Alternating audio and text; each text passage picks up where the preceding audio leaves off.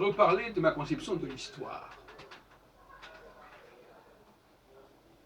Je me considère comme historien, mais sous un certain angle. Je ne suis pas historien des événements. Je suis historien des textes et des langues. Et donc finalement, on s'aperçoit qu'il y a une sorte d'ambivalence sur le mot historien. Je considère aussi qu'être historien, c'est rétablir la chronologie, la vraie chronologie. Ce n'est pas simplement décrire une succession d'événements.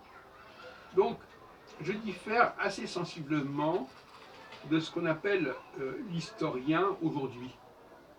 Et d'ailleurs, dans mes thèses de doctorat, tout autant qu'elles sont, le problème s'est posé avec le jury à ce sujet.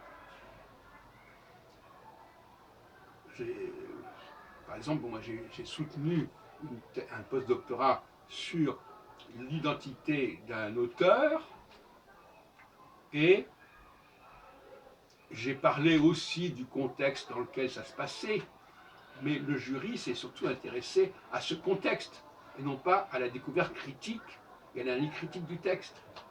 Donc il faudrait savoir de quoi on parle. Il ne faut pas mélanger les genres. Si on fait un travail d'histoire critique des textes ou des langues, il ne faut pas faire venir dans un jury des gens qui sont historiens des événements, des périodes, des époques. Et là aussi, il y a un vrai problème épistémologique qu'il faut dénoncer. Et si même.